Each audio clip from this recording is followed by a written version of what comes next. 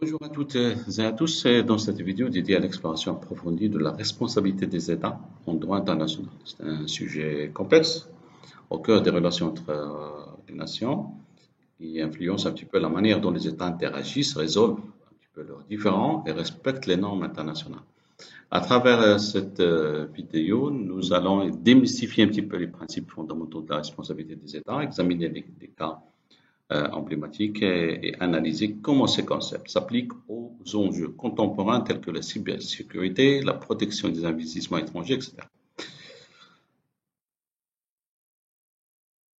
La responsabilité des États, c'est un principe central du droit international qui repose sur deux piliers principaux essentiels. La souveraineté et l'égalité des États. Et ce principe est enraciné dans l'idée que, bien que les États soient souverains et jouissent d'une autonomie dans la gestion de leurs affaires internes, ils sont également soumis à des obligations au niveau international. Et donc, lorsqu'un État viole une de ces obligations par un acte qui est considéré comme illicite selon le droit international, la responsabilité internationale de cet État est engagée. Et cette responsabilité découle du respect des engagements pris par les États, soit par le biais de traités internationaux, soit par l'adhésion à des normes de droit international coutumier. Et les États, en tant qu'acteurs principaux sur la scène internationale, doivent se conformer aux règles et principes qui régissent les relations interétatiques. Et ces règles sont essentielles pour maintenir un petit peu l'ordre et la stabilité dans la communauté internationale. Et toute violation d'une obligation internationale par un État, que ce soit par une action ou une omission, est ce qui déclenche la responsabilité de cet État. Et cette violation peut prendre de nombreuses formes, allant de l'agression militaire à la non-application de décisions judiciaires internationales, en passant par la violation des droits de l'homme et ou des obligations environnementales. Lorsque la responsabilité internationale est engagée, cela signifie que l'État fautif doit prendre des mesures pour remédier à l'infraction. La forme de cette réparation peut varier, mais elle inclut généralement la cessation de l'acte illicite, des garanties de non-répétition et surtout une forme de réparation pour le préjudice causé. Et la réparation peut se matérialiser par une restitution, une indemnisation ou une satisfaction selon les circonstances du cas spécifique. Le droit international met donc en place un cadre pour s'assurer que les États, en tant que sujets du droit international respectent un petit peu leurs obligations et répondent de leurs actions. Et cela reflète l'importance de l'État de droit au niveau international, où chaque État, quelle que soit sa puissance, est tenu de se conformer aux normes établies. Et la responsabilité des États en ce sens est une pierre angulaire de l'ordre juridique international, garantissant que les actions des États sont encadrées par des principes de justice, d'équité et de respect mutuel. Et cela assure non seulement la responsabilité des États pour leurs actions, mais aussi la possibilité pour les autres États affectés d'obtenir justice et réparation, renforçant ainsi la paix et la coopération internationale.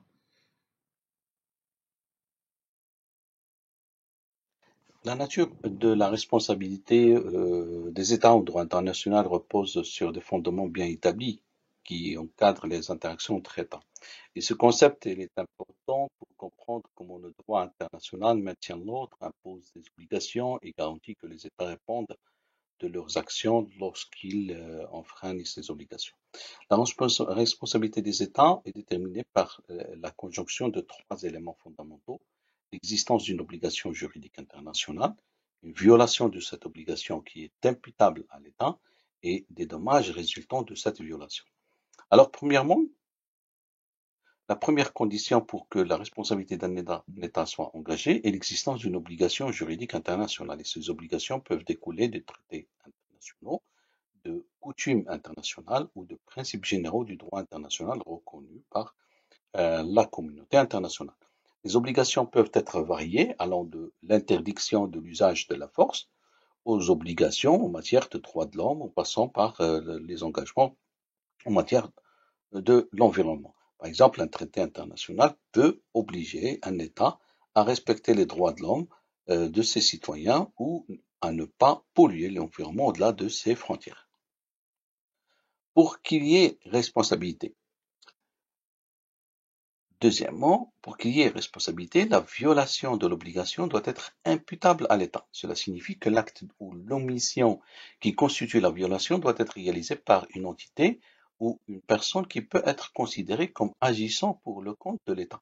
En droit international, Un État ne peut agir que par l'intermédiaire de ses organes, de ses représentants ou de ses agents. Toute action ou omission de ces derniers dans l'exercice de leurs fonctions est imputée à l'État. Par exemple, si un représentant d'un État signe un traité au nom de son gouvernement, toute violation de ce traité est imputable à l'État en tant que tel. Et les règles d'imputabilité sont strictes, mais souples. Elles permettent d'engager la responsabilité de l'État, même dans les cas où l'action illicite a été commise par une personne privée, à condition que cette personne ait agi sous la direction ou le contrôle de l'État. Par ailleurs, un acte qui excède les compétences légales d'un agent de l'État, ultra vires, peut également engager la responsabilité de l'État si cet agent a agi en apparence dans le cadre de ses fonctions officielles. Alors, troisième point, c'est les dommages résultants. Et concernant ce troisième élément, nécessaire à l'engagement de toute responsabilité à un État, est que la violation ait causé un dommage. Il faut que la violation ait causé un dommage. Et donc, ce dommage peut être matériel ou moral. Le dommage matériel inclut des pertes économiques, la destruction de biens ou tout autre préjudice économique tangible euh, et concret. Le dommage moral, quant à lui, peut inclure des atteintes à la dignité d'un État, la violation de droits immatériels ou des souffrances psychologiques infligées à ses citoyens. Le droit international reconnaît que la réparation doit être proportionnelle aux dommages causés. Il est donc impératif que l'État victime de la violation prouve l'existence du dommage, ainsi que le lien de causalité directe entre la violation et le préjudice subi. Par exemple, si un État pollue un fleuve partagé avec un autre État, causant la destruction de la faune et la flore de ce dernier, le dommage est directement lié à la violation de l'obligation de ne pas polluer et une réparation doit être envisagée. La responsabilité des États, c'est un corollaire nécessaire des droits en droit international. Et le principe selon lequel tout droit entraîne une responsabilité est profondément enraciné dans la jurisprudence internationale. Lorsque des droits sont accordés à un État, l'obligation correspondante de respecter ces droits est également établie. Et la responsabilité n'est pas seulement une question de sanction pour de mauvaise conduite, mais une pierre angulaire de l'ordre juridique international, garantissant que l'État respecte leurs obligations, que les violations de ces obligations ne restent pas impunies. Et donc ce corollaire, il est important pour maintenir un équilibre entre les droits et les obligations des États, et sans le concept de responsabilité, le droit international serait privé de son caractère normatif, laissant les États libres de violer leurs obligations sans conséquence, ce qui saperait l'intégrité de l'ensemble du système juridique international.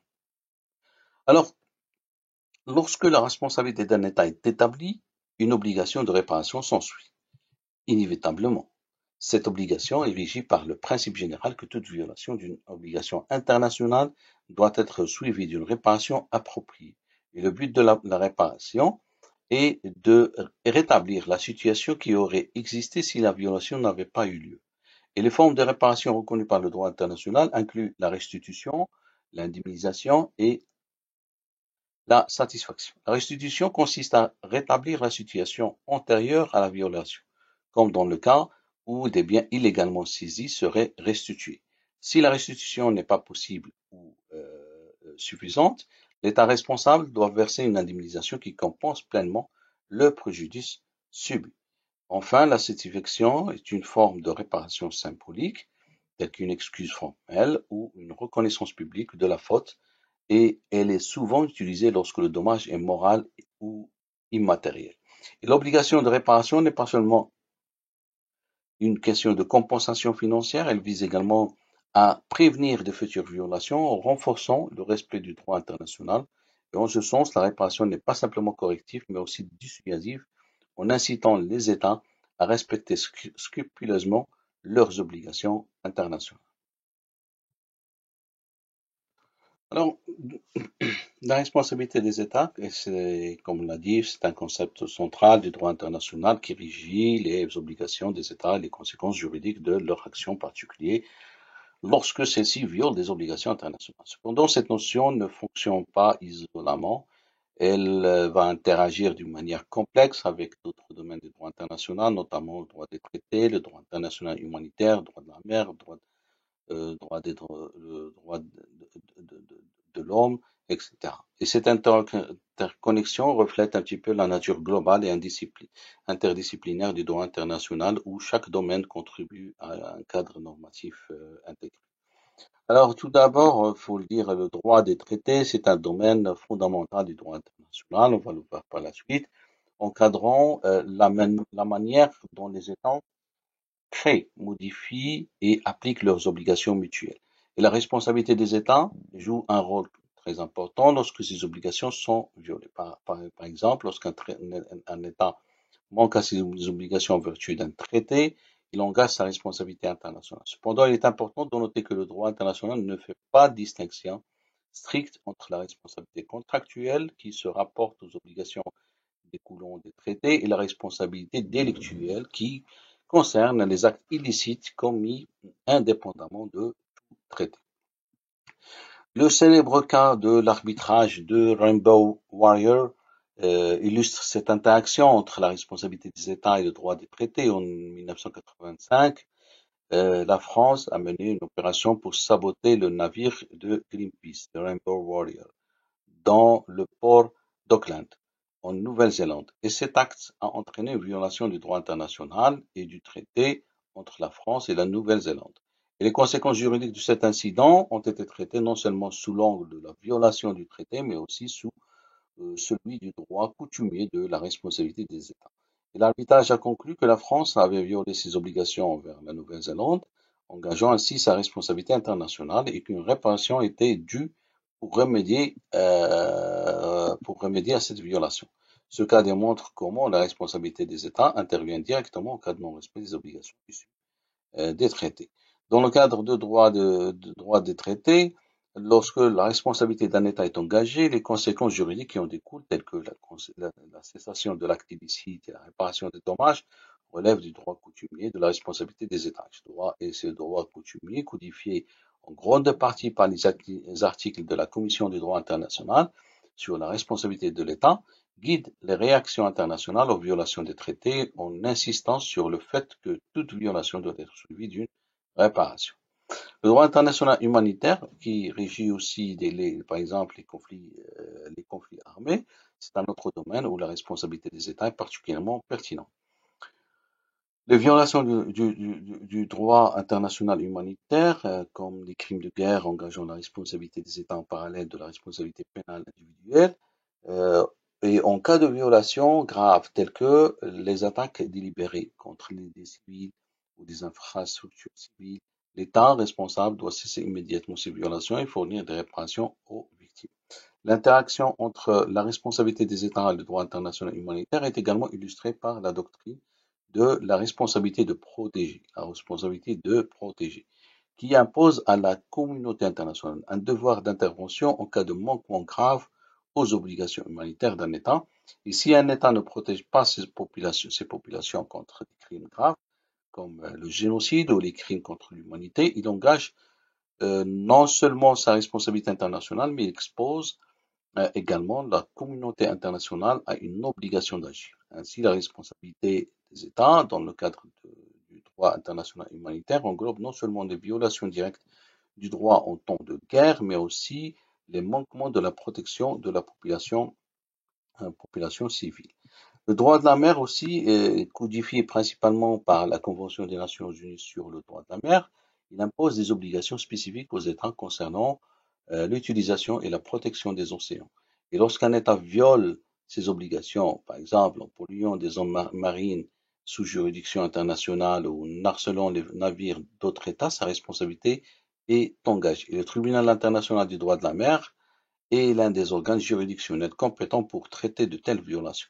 Un exemple marquant est l'affaire Chagos Marine Protected Area Arbitration entre Maurice et le Royaume-Uni, où il a été allégué que le Royaume-Uni avait établi une zone marine protégée dans l'océan Indien en violation des droits souverains de Maurice. Et l'arbitrage a reconnu que des violations avaient été commises, engageant ainsi la responsabilité du Royaume-Uni. Et cette affaire illustre un petit peu comment la responsabilité des États interagit avec le droit de la mer, en particulier lorsque des obligations de protection environnementale sont en jeu. Aussi, il y a le droit international des droits de l'homme qui impose des obligations aux États pour protéger et respecter les droits fondamentaux de toutes les personnes sous leur juridiction. Lorsque ces droits sont violés, la responsabilité de l'État est engagée, souvent devant les tribunaux internationaux comme la Cour européenne des droits de l'homme ou la Cour interaméricaine des droits de l'homme. Il y a le cas de Soring contre le Royaume-Uni, où la Cour européenne des droits de l'homme a jugé que l'extradition d'un individu vers un pays où il risquait d'être soumis à la peine de mort constitue une violation du droit à la vie et du droit à ne pas être soumis à des traitements inhumains ou dégradants. Et le Royaume-Uni, en tant qu'État partie à la Convention européenne des droits de l'homme, a été tenu responsable de cette violation potentielle.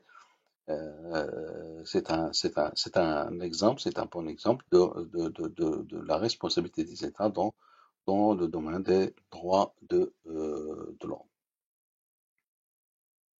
Alors, le concept de faute en droit international, il est au cœur des débats sur la responsabilité des États. Il s'agit de déterminer si la responsabilité d'un État pour une violation du droit international est strictement liée à une faute intentionnelle ou négligente, responsabilité subjective, ou si elle peut être engagée indépendamment de toute intention ou négligence, simplement en raison de la réalisation d'un risque ou d'un dommage. On va parler de responsabilité objective. Et ces deux théories ont façonné un petit peu la manière dont les États sont tenus responsables sur la scène internationale, et leur influence continue de se faire sentir dans les discussions contemporaines. Alors, en premier lieu, la responsabilité subjective. La responsabilité subjective ou théorie de la faute, elle repose sur l'idée que pour qu'un État soit tenu responsable d'une violation du droit international, il doit agir, il doit avoir commis une faute, c'est-à-dire un acte intentionnel ou négligent qui a conduit à une violation. Et cette approche met l'accent sur la nécessité de prouver que l'État fautif a agi avec une intention malveillante ou a gravement manqué à ses obligations, ce qui a entraîné des dommages à une autre entité internationale, qu'il s'agisse d'un État ou d'une organisation internationale ou d'un individu. La théorie de la faute est ancrée dans une tradition juridique qui valorise l'intention derrière l'acte. En droit pénal, par exemple, la culpabilité est généralement déterminée par l'intention de nuire ou par la négligence grave.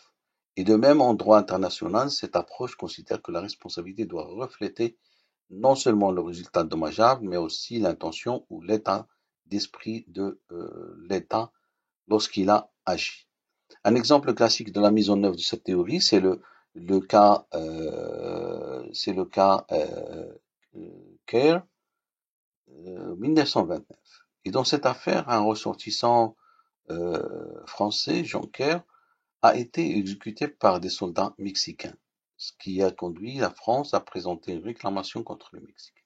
Et la commission franco-mexicaine a jugé que le Mexique était responsable parce que les soldats, en agissant en tant qu'agents de l'État, avaient commis une faute grave, engageant ainsi la responsabilité de l'État.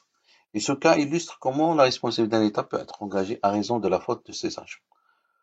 Cependant, cette théorie a un certain nombre de limites. Elle peut rendre difficile la mise en cause de la responsabilité d'un État dans des situations où il est impossible de prouver une intention malveillante ou une négligence. Et cela peut conduire à des situations où les victimes de violations du droit international se retrouvent sans recours adéquat, simplement parce que l'intention fautive de l'État n'a pas été démontrée. Alors, il y a aussi la responsabilité, en contraste avec la théorie de la faute, et la responsabilité objective, ou la théorie du risque, qui est fondée sur l'idée que la responsabilité d'un État peut être engagée simplement par la réalisation d'un risque inhérent à une activité. Et selon cette théorie, il n'est pas nécessaire de prouver une faute intentionnelle ou une négligence pour tenir un État responsable. Au lieu de cela, La responsabilité découle du fait que l'État a causé un dommage indépendamment de toute intention. Et la responsabilité objective est souvent associée à des activités dangereuses ou à haut risque, où le potentiel de causer des dommages est élevé, même en l'absence de négligence ou d'intention malveillante. Et cette approche est particulièrement pertinente dans des domaines comme la responsabilité pour les dommages environnementaux, les accidents nucléaires ou encore les activités spatiales où le simple fait d'entreprendre une activité à risque engage la responsabilité de l'État en cas de dommage. Et l'affaire NIR 1926 est souvent citée comme un exemple d'application de la responsabilité objective en droit international. Dans ce cas, la Commission des réclamations américano-mexicaines a examiné une réclamation déposée par les États-Unis au nom de la famille de Paul NIR, un ressortissant américain tué au Mexique. Et les États-Unis ont allégué que le Mexique avait échoué à fournir une protection adéquate à NIR, ce qui constitue une violation de la norme internationale de traitement minimum des étrangers. Et la Commission a conclu que, bien que la réponse du Mexique ait été insuffisante, elle ne constituait pas une faute grave ou une violation intentionnelle. Toutefois, la responsabilité objective a été retenue en raison de l'insuffisance manifeste des mesures de protection indépendamment de l'intention du Mexique. Et cette affaire, elle a mis en lumière la distinction entre les deux théories. Donc, bien que le Mexique n'ait pas agi avec une intention malveillante, il a néanmoins été tenu responsable en raison de l'incapacité à prévenir un risque qui s'est réalisé. Alors, dans le droit international contemporain, la tendance est largement en faveur de la responsabilité objective, surtout dans les cas où les activités menées par l'État représentent un risque élevé pour d'autres États ou pour l'environnement global. Et cette évolution reflète un changement vers une plus grande protection des droits et des intérêts globaux, même en l'absence de fautes intentionnelles. Et la communauté internationale reconnaît de plus en plus que certains types d'activités nécessitent une régulation stricte avec une responsabilité accrue pour les États qui les entreprennent. Par exemple, les régimes internationaux de responsabilité pour les dommages causés par des activités nucléaires ou spatiales sont largement fondés sur la responsabilité objective. Le traité de l'espace de 1967 impose une responsabilité stricte aux États pour les dommages causés par leurs objets spatiaux, qu'ils soient dans l'espace ou à la surface de la Terre, sans qu'il soit nécessaire de prouver une faute. Et de même, la Convention de Vienne sur la responsabilité civile en matière de dommages nucléaires impose une responsabilité stricte aux exploitants d'installations nucléaires, reflétant la nature intrinsèquement dangereuse de ce genre d'activité. L'attribution, c'est l'un des concepts les plus essentiels en matière de responsabilité des États en droit international, puisqu'il détermine un petit peu les conditions dans lesquelles un acte illicite peut être juridiquement imputé à un État, rendant ainsi cet État responsable au niveau international. L'attribution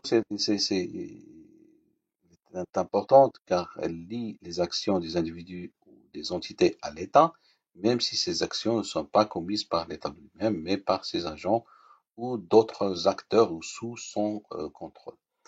Alors, en droit international, un État est responsable des actes qui peuvent lui être attribués, que ces actes soient commis par ses organes, ses agents ou ses entités agissant sous sa direction ou sous son contrôle.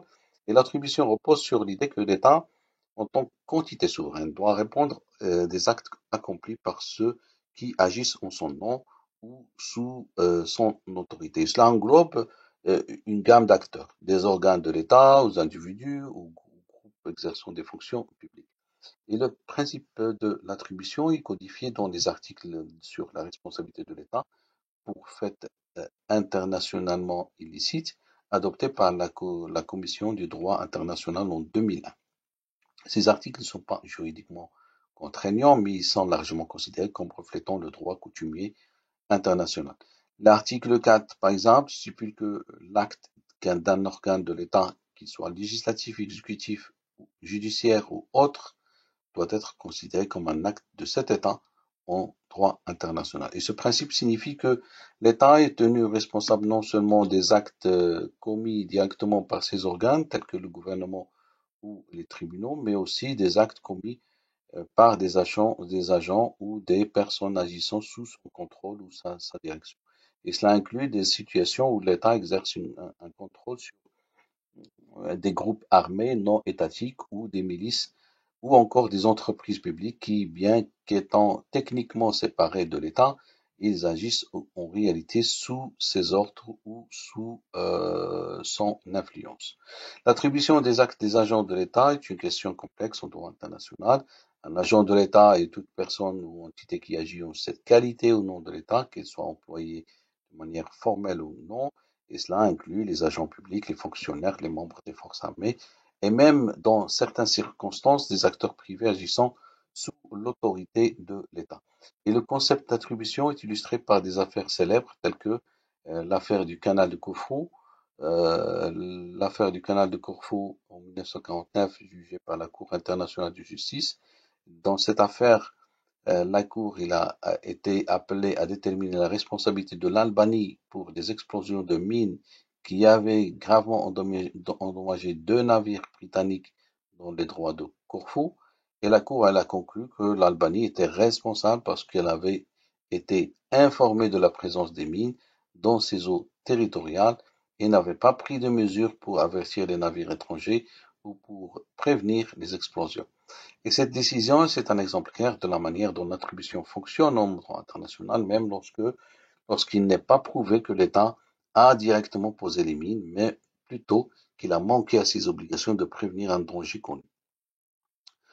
Un autre exemple significatif est l'affaire Nicaragua contre les États-Unis en 86, également jugée par la CIG. Dans ce cas, le Nicaragua accuse les États-Unis de soutenir les Contras, un groupe rebelle cherchant à renverser le gouvernement nicaraguayen. Et la Cour a examiné dans quelle mesure les actes des Contras pouvaient être attribués aux États-Unis, notamment en raison du financement, du soutien logistique et des instructions fournis par le gouvernement américain. La CIG a conclu que bien que les États aient exercé un degré substantiel de contrôle sur les Contras, ce contrôle n'est pas suffisant pour attribuer tous les actes des Contras aux États-Unis. Mais elle a néanmoins trouvé les États-Unis responsables de certaines violations spécifiques du droit international. L'attribution joue donc un rôle particulièrement important dans les situations de conflits armés et d'interventions militaires où les actions de forces armées ou des milices peuvent entraîner des violations graves du droit international. Et le degré de contrôle exercé par un État sur ces forces est un facteur déterminant pour établir l'attribution. Dans l'affaire de Bosnie-Herzégovine contre la Serbie et Monténégro en 2007, la CIG a été appelée à se prononcer sur la responsabilité de la Serbie pour les actes de génocide commis par les forces serbes de Bosnie pendant la guerre en ex-Yougoslavie. Et la Cour a dû déterminer si ces actes pouvaient être attribués à la Serbie en raison du soutien matériel, logistique et financier qu'elle avait fourni aux forces serbes de Bosnie. Bien que la Cour ait reconnu le soutien substantiel de la Serbie, elle a conclu que les actes de génocide ne pouvaient pas être directement attribués à la Serbie, car elle n'exerçait pas un contrôle effectif sur les opérations militaires spécifiques en question. Alors, cette notion de contrôle effectif est centrale dans l'analyse de l'attribution. Et selon cette théorie, pour qu'un État soit tenu responsable des actes d'une autre entité, il doit exercer un contrôle effectif sur cette entité ou sur les actes incriminés. Et le contrôle effectif signifie non seulement une influence générale ou un soutien, mais une autorité ou une direction directe sur les actions spécifiques qui ont conduit à la violation. Et cette exigence a été longuement débattue dans le droit international, notamment dans le contexte des conflits armés où les États peuvent soutenir des groupes rebelles ou des forces armées non étatiques sans assumer publiquement leur contrôle direct sur ces groupes. Et la jurisprudence comme celle des affaires mentionnées montre que le seuil du contrôle effectif est élevé et que la preuve d'une direction ou d'un contrôle détaillé sur les opérations spécifiques est nécessaire pour attribuer toute responsabilité. Alors, parlons maintenant des actes ultra-vires, un terme latin qui signifie au-delà des pouvoirs et qui constitue un concept très important au droit international, particulièrement dans le contexte de la responsabilité des États. Un acte ultra-vires se réfère à une action effectuée par un agent de l'État qui dépasse les limites de son autorité légale ou de ses compétences assignées. Et malgré cela, ces actes peuvent néanmoins être imputés à l'État, engageant ainsi sa responsabilité internationale. Et donc le principe repose sur l'idée que l'État ne peut se dérober à ses obligations internationales en invoquant l'excès de pouvoir de ses agents. Alors la question des actes ultra-vires est intimement liée à la doctrine de l'attribution en droit international. En principe, un État est responsable des actes de ses agents, qu'ils soient légaux ou non, à condition que ces agents aient agi dans l'exercice apparent de leurs fonctions. Et cette responsabilité inclut les situations où un agent de l'État outrepasse ses pouvoirs légaux tant que l'acte en question est accompli dans le cadre de ce que l'on pourrait raisonnablement percevoir comme relevant de ses fonctions officielles. Les articles sur la responsabilité de l'État pour faits internationalement illicites adoptés par la Commission du droit international traitent de cette question dans l'article 7 qui stipule que le comportement d'un organe de l'État ou d'une autre personne ou entité habilitée à exercer des prérogatives de puissance publique est considéré comme un acte de l'État en droit international, même s'il outrepasse ses compétences ou contrevient à ses instructions. Et cela signifie qu'un État est tenu responsable des actes illicites commis par ses agents, même lorsque ceux-ci agissent en dehors de leur autorité formelle. Et la justification principale de ce principe repose sur la nature de la représentation de l'État par ses agents. Et lorsqu'un agent agit, il le fait en tant que représentant de l'État et ses actions sont donc considérées comme celles de l'État, même s'il dépasse ses pouvoirs. Et cette approche évite les situations où un État pourrait se soustraire à sa responsabilité en prétendant qu'un agent n'avait pas l'autorité nécessaire pour accomplir l'acte en question. Et ce principe est également lié à la notion de confiance légitime et de la perception externe des actions de l'État. Les autres États ou entités internationales n'ont généralement pas la capacité de vérifier la légalité interne des actions d'un agent de l'État. Il se fie donc aux actions apparentes de cet agent en tant qu'expression de la volonté de l'État. Ainsi, même si un agent outrepasse ses pouvoirs, son acte engage l'État dans ses relations internationales. Deux affaires emblématiques illustrent le principe des actes ultra-vires et sa mise en œuvre dans le contexte de la responsabilité des États. Il y a les affaires Moncey et Yoman. Dans l'affaire Moncey, un agent consulaire français en Grèce, sans aucune autorisation préalable, avait saisi des biens appartenant à un citoyen grec. Bien que cet acte ait été commis en violation des lois grecques, au-delà des pouvoirs conférés à cet agent, la France a été tenue responsable des actions de son représentant. Et ça représente clairement que même lorsqu'un agent agit ultra-vires, l'État est tenu de répondre des conséquences de cet acte illicite, surtout si l'agent était perçu par des tiers comme agissant dans le cadre de ses fonctions officielles. L'affaire Moncey démontre la manière dont le droit international traite les actions qui, bien qu'illégales ou hors des pouvoirs de l'agent au niveau national, sont néanmoins attribuées à l'État au niveau international et cette attribution est essentielle pour maintenir un petit peu une cohérence et la prévisibilité dans les relations internationales. Il y a aussi l'affaire Human qui concerne des actes de violence commis par des membres des forces armées mexicaines contre des citoyens américains à la frontière et les soldats mexicains avaient agi sans ordre supérieur et leurs actions étaient clairement illégales au regard du droit mexicain. Toutefois, en droit international, le Mexique a été tenu responsable des actions de ces soldats car ils agissent en apparence dans le cadre de leurs fonctions officielles. L'affaire Human souligne que les actes d'un agent de l'État, même s'ils dépassent son autorité légale, sont imputables à l'État si ces actes sont perçus comme ayant été accomplis dans l'exercice apparent de ses fonctions. Et cette affaire a établi un précédent important pour les cas où les actions d'agents de l'État, même illégales au regard du droit interne, sont néanmoins attribuées à l'État sur le plan international. L'imputabilité des actes ultra-vires à l'État a des applications majeures pour la responsabilité internationale, puisque l'État est tenu de réparer les dommages causés par de tels actes, qu'ils soient matériels ou moraux. Et cette obligation de réparation est une conséquence directe du principe de la responsabilité de l'État en droit international qui exige qu'un État responsable d'un acte illicite rétablisse la situation initiale ou compense les dommages. Et l'imputation des actes ultra-vires à l'État vise à prévenir l'impunité pour les violations des normes internationales. Si les États pouvaient facilement se dégager de leurs responsabilités en arguant que leurs agents ont agi au-delà de leur pouvoir, cela affaiblit gravement l'efficacité du droit international et la protection des droits des individus et des États. Le principe des actes ultra-vires, bien qu'il est bien établi, il n'est pas sans débat et sans limite. Un des aspects controversés de savoir jusqu'où peut aller l'imputation à l'État. Par exemple, si un agent de l'État commet un acte gravement criminel, comme une agression armée, contre un autre État sans ordre explicite, l'attribution de cet acte à l'État peut être contestée, surtout si l'État démontre que l'agent agissait de manière totalement indépendante et contre les directives claires de l'État. Et de plus, par exemple, certains experts soutiennent que l'imputabilité devrait être limitée aux situations où l'acte de l'agent est en quelque sorte lié aux fonctions officielles ou aux objectifs de l'État. Selon cette perspective, les actes commis par des agents de l'État pour des motifs purement personnels, sans aucune relation avec leurs fonctions officielles, ne devraient pas être imputés à l'État.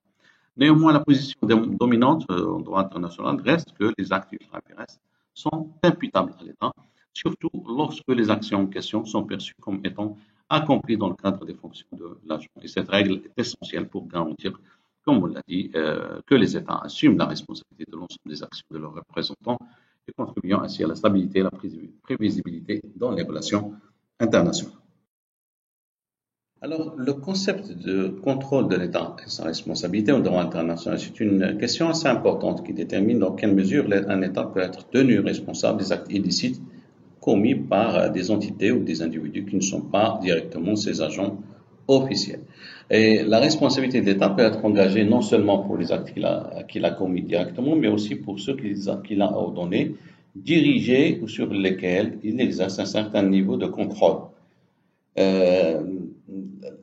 La théorie, c'est la théorie du contrôle en droit international, c'est-à-dire que la responsabilité de l'État en matière de contrôle repose sur le principe que lorsqu'un État contrôle ou dirige des activités d'entités non étatiques, ces actes peuvent lui être imputés. Et cependant, la détermination du niveau de contrôle nécessaire pour engager cette responsabilité est complexe et a été débattue dans plusieurs affaires clés en droit international. Les deux affaires notables qui ont traité cette question, Nicaragua contre les États-Unis et Tadish aussi, l'affaire Tadish. Alors, pour l'affaire Nicaragua contre les États-Unis, la Cour internationale de justice a été confrontée à la question de savoir dans quelle mesure les États-Unis étaient responsables des actes des Contras, un groupe les Contras, un groupe rebelle qui opère contre le gouvernement du Nicaragua. Et le Nicaragua, il accusait les États-Unis de soutenir, financer et diriger les Contras dans une campagne de déstabilisation, ce qui constituait, selon eux, une violation du droit international. Et la CIG a reconnu que les États-Unis avaient apporté un soutien substantiel aux Contras, notamment fournissant des armes, des financements et des conseils militaires. Toutefois, pour engager la responsabilité directe des États-Unis pour les actes spécifiques des Contras, la Cour a établi que le niveau de contrôle requis devait être élevé. Elle a défini ce niveau comme un contrôle effectif, c'est-à-dire que les États-Unis devraient avoir dirigé ou ordonné les opérations spécifiques au cours desquelles les violations du droit international avaient eu lieu. Et la Cour elle a conclu que bien que les États-Unis exerçaient une influence significative sur le Contras, ils ne contrôlaient pas spécifiquement chaque opération ou action illicite menée par ces derniers. Par conséquent, les États-Unis n'ont pas été tenus responsables des violations du droit international commises par les Contras, mais seulement pour le soutien général qui avait contribué à prolonger plus ou moins le conflit. L'affaire Tadish, devant le tribunal pénal international pour l'ex-Yougoslavie, Il offre une perspective différente sur la question du contrôle et de la responsabilité. Et dans ce cas, le tribunal devait déterminer si la Serbie pouvait être tenue responsable des crimes commis par les forces serbes de Bosnie pendant la guerre en Bosnie. Et le tribunal s'est concentré sur le niveau de contrôle que la Serbie exerçait sur ses forces. Et contrairement à la CIG, dans l'affaire nicaraguayenne, le tribunal il a adopté une approche plus flexible, introduisant le concept de contrôle global. Selon cette théorie, il n'était pas nécessaire que l'État exerce un contrôle direct sur chaque action spécifique, mais plutôt qu'il exerce un contrôle global sur les opérations militaires en question. Et le tribunal a estimé que la Serbie exerçait un contrôle global sur les forces serbes de Bosnie en leur fournissant des armes, des munitions, des financements et des directives générales, ce qui suffisait pour engager la responsabilité de l'État pour les crimes commis par ces forces. Les deux affaires révèlent des approches un petit peu différentes dans la responsabilité de l'État en fonction du niveau de contrôle exercé. L'approche CIG et l'approche du tribunal sont sont totalement différentes. Et les implications de ces deux approches sont très importantes pour la responsabilité des États en droit international. Le choix entre un standard de contrôle effectif ou global peut affecter la manière dont les États sont tenus responsables de leurs actions sur la scène internationale, en particulier dans des contextes de conflits armés où des acteurs non étatiques peuvent être impliqués. Dans le contrôle effectif en tant que norme plus stricte offre une certaine marge de manœuvre aux États pour soutenir des mouvements rebelles ou d'autres entités sans encourir directement la responsabilité illicite commise par ces entités. À l'inverse, le contrôle global en tant que norme plus flexible permet de mieux refléter la complexité des relations modernes entre les États et les entités non étatiques. Alors, le sujet des violences mobiles, des insurrections et des guerres civiles en droit international est à la fois complexe et essentiel pour comprendre les responsabilités des États dans des contextes de conflits internes. Les conflits armés internes, qu'ils prennent la forme de violences sporadiques, d'insurrections prolongées, de véritables guerres civiles, posent des défis unique au cadre du droit international, notamment en ce qui concerne la responsabilité de l'État pour les actes commis par des groupes non étatiques. En principe, le droit international ne tient pas automatiquement l'État responsable des actes de violence perpétrés par des émeutiers, des insurgés ou des groupes rebelles. Et cette position découle de la reconnaissance que dans des situations de troubles internes, les États peuvent ne pas être en mesure de contrôler totalement tous les individus ou groupes sur leur territoire. Cependant, cette absence de responsabilité directe n'est pas absolue. En effet, un État peut être tenu responsable dans certaines circonstances, notamment s'il est prouvé qu'il a fait preuve de négligence ou en ne prenant pas les mesures appropriées pour prévenir ou réprimer ces actes de violence. Et l'une des principales obligations d'un État est de maintenir l'ordre public et d'assurer la sécurité de tous les individus sous sa juridiction. Et cette obligation, elle inclut la protection contre les actes de violence qui pourraient être commis par des acteurs non étatiques tels que les émeutiers ou les rebelles. Et cependant, l'étendue de cette responsabilité est limitée par le principe de diligence. En d'autres termes, l'État n'est responsable que si on peut démontrer qu'il n'a pas exercé un niveau de diligence raisonnable pour prévenir ou arrêter les violences. Et le principe de diligence c'est un concept central lorsqu'il s'agit de déterminer la responsabilité de l'État dans des situations de violence interne. Et toutefois, ce principe il est notoirement difficile à définir avec précision. La diligence implique que l'État doit prendre toutes les mesures appropriées est raisonnable pour empêcher les violences du droit international sur son territoire. Que ces violations soient commises par des individus, des groupes organisés ou d'autres entités non étatiques. Et dans le contexte des violences mobiles, des insurrections ou des guerres civiles, la mise en œuvre de ce principe pose des défis particuliers, par exemple dans des situations où l'État est confronté à une insurrection massive ou à une guerre civile Sa capacité d'exercer un contrôle effectif sur tout son territoire peut être sévèrement limitée. Et dans de tels cas, il peut être difficile de déterminer ce qui constitue un effort raisonnable de la part de l'État pour prévenir les violations des droits humains ou pour protéger les civils. Un aspect particulièrement intéressant du droit international concerne la responsabilité des autorités révolutionnaires pour les actes commis avant leur prise de pouvoir. Lorsqu'un mouvement rebelle ou révolutionnaire réussit à renverser le gouvernement en place et à s'emparer du pouvoir, il devient la nouvelle autorité souveraine du territoire concerné. Et à ce titre, il peut être tenu responsable non seulement pour les actes qu'il commet après avoir pris le pouvoir, mais aussi pour certains actes commis pendant la période de lutte contre l'ancien régime. Et cette responsabilité rétroactive, elle repose sur le principe que les autorités révolutionnaires, une fois au pouvoir, ils succèdent aux obligations de l'État en vertu du droit international. Cela signifie qu'elles peuvent être tenues responsables de violations graves des droits de l'homme ou des actes contraires au droit international humanitaire commis pendant le conflit, surtout si ces actes ont été commis sous leur direction avec leur approbation tacite. L'un des principaux défis liés à la mise en œuvre de la responsabilité de l'État pour les actes de violence dans de telles situations est la collecte de preuves et la définition des normes de comportement appropriées pour les aider. Et la nature souvent chaotique des insurrections et des guerres civiles complique la tâche des juristes et des tribunaux internationaux qui cherchent à attribuer la responsabilité des violations du droit international. Dans de nombreuses situations, il peut être difficile de distinguer les actions des groupes non étatiques des actions des forces de l'État, surtout lorsque des alliances complexes existent entre différents acteurs sur le terrain. Et de plus, les insurgés ou autres groupes rebelles peuvent ne pas respecter les lois de la guerre ou les normes internationales, ce qui rend encore plus difficile l'attribution de la responsabilité à l'État pour des actes commis par des individus ou des groupes qui ne contrôlent pas directement.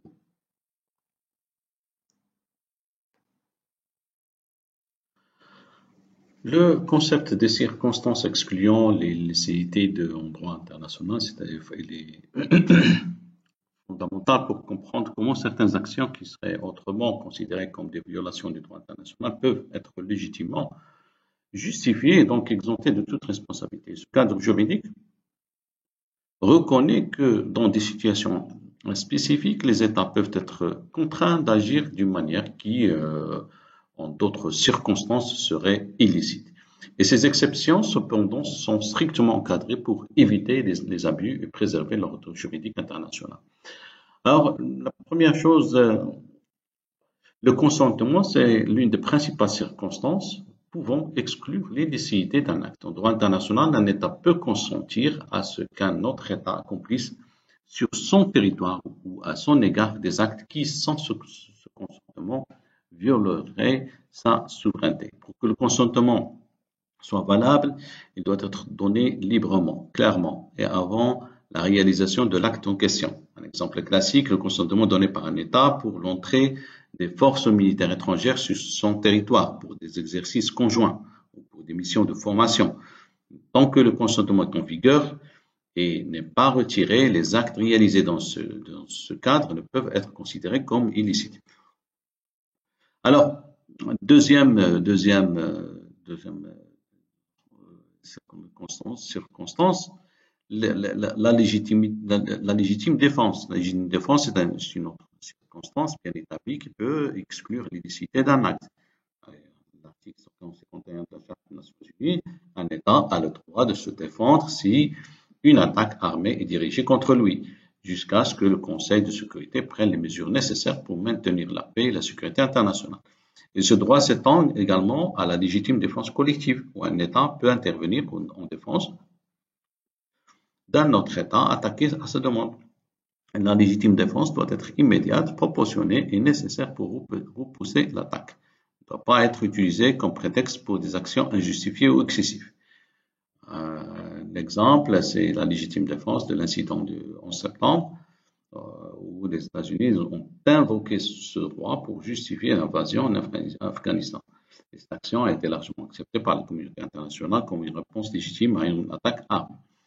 Il y a aussi la force majeure, une autre circonstance excluant l'illicéité, qui se réfère à des événements, des circonstances irrésistibles, imprévisibles, qui échappent au contrôle de l'État et rendent impossible l'exécution de ses obligations internationales.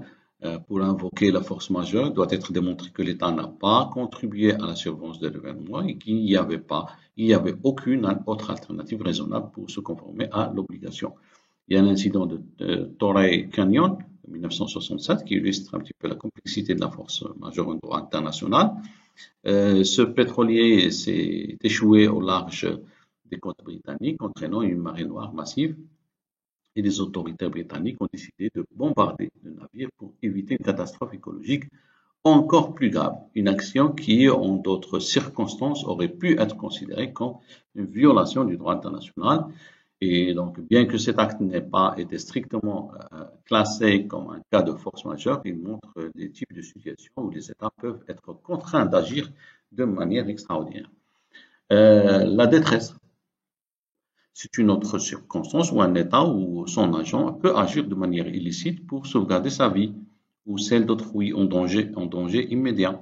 Contrairement à la force majeure, la détresse implique une situation où il existe une menace directe pour des vies humaines.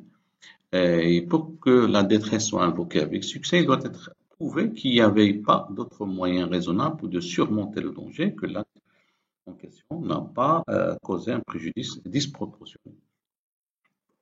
Un exemple classique de la détresse en droit international, c'est celui d'un avion militaire entrant sans autorisation dans l'espace aérien d'un autre État pour éviter une catastrophe imminente, telle qu'une panne de moteur ou des conditions météorologiques extrêmes. Et si l'incursion est nécessaire pour sauver des vies et que l'avion quitte l'espace aérien dès que la menace est passée, l'acte peut être excusé en vertu de la détresse. La nécessité. La nécessité, c'est une autre circonstance qui peut exclure l'illicité d'un acte, qui peut être invoqué lorsqu'un État doit agir pour protéger un intérêt essentiel contre un danger grave et imminent et que l'action est la seule voie possible pour sauvegarder cet intérêt. Vous avez les contre-mesures. Les contre-mesures sont des actions qui, bien qu'illicites en temps normal, sont légitimes lorsqu'ils sont prises en réponse à un acte internationalement illicite commis par un autre État. Vous avez quelques exemples. Par exemple, pour le Rainbow Warrior, Torrey Canyon, qui illustre parfaitement comment le droit international qui évalue les circonstances excluant un petit peu l'illicité. Et dans l'affaire de Rainbow Warrior, la tentative d'affront de justifier le sabotage d'une avion en invoquant la nécessité a échoué, soulignant que de telles justifications doivent être étayées par des preuves solides de l'existence d'une menace grave et imminente. De même, vous avez l'incident Torrey Canyon montre comment la force majeure et la détresse peuvent être considérées comme des situations où les États sont contraints de prendre des mesures extrêmes pour prévenir des catastrophes. L'invocation de la responsabilité d'un État en droit international, c'est un processus par lequel un État lésé peut demander à un autre État de répondre des conséquences d'une violation d'une obligation internationale. Ce processus est fondamental pour le maintien de l'ordre international puisqu'il assure que les États respectent un petit peu leurs engagements internationaux, réparent les dommages causés par leurs actions illicites. Et lorsqu'un État commet un acte internationalement illicite, un autre État peut invoquer sa responsabilité pour obtenir réparation. Et selon la Commission du droit international, un acte illicite est constitué lorsqu'il y a une violation d'une obligation internationale et que cette violation est imputable à l'État fautif. L'État lésé, c'est-à-dire l'État qui a subi un préjudice en raison de cet acte, peut donc exiger que l'État fautif cesse de son comportement illicite, répare les dommages causés et prenne les mesures nécessaires pour empêcher la répétition de tels actes. Alors, pour invoquer la responsabilité d'un État, il faut d'abord que l'État lésé prouve l'existence de l'acte illicite, l'imputabilité de cet acte à l'État fautif et le préjudice subi. Et ces éléments doivent être clairement établis pour que l'État fautif soit contraint de répondre de ces actes.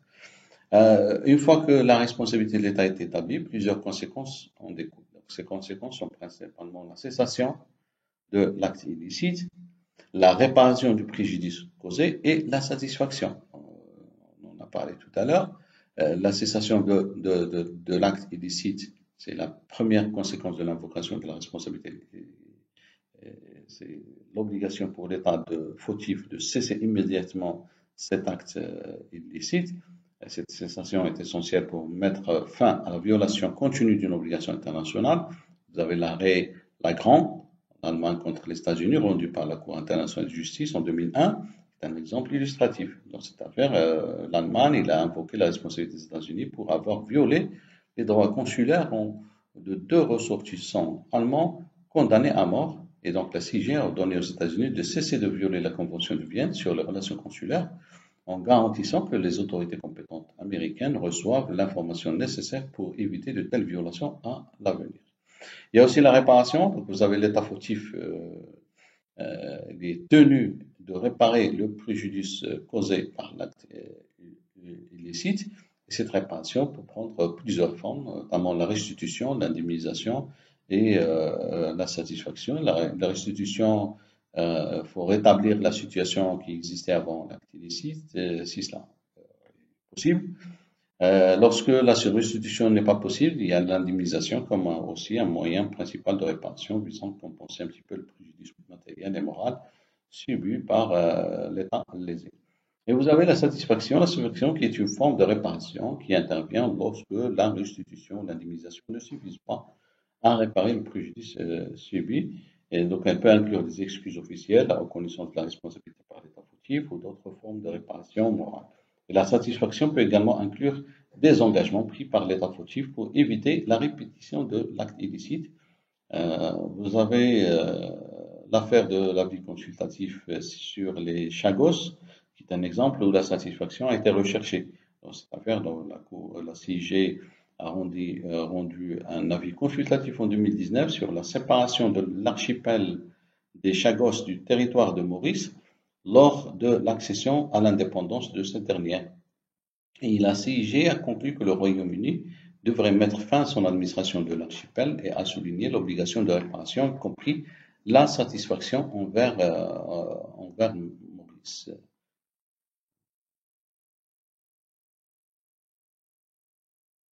Vous avez les conséquences des actes internationaux. Nous avons parlé d'obligations, un certain nombre d'obligations. Nous allons continuer sur cette question qui est au cœur de la responsabilité des États en droit international. Et lorsqu'un État commet, comme on a dit, un acte qui viole un petit peu une obligation internationale, il tenait de répondre. Il tenait de répondre à la vie comment l'obligation de cessation, c'est la première, la plus importante, et l'immédiate conséquence d'un acte international illicite. Et il y a aussi la réparation des dommages. Au-delà de cessation, l'État est responsable est également tenu de réparer les dommages causés par son acte illicite, que ce soit par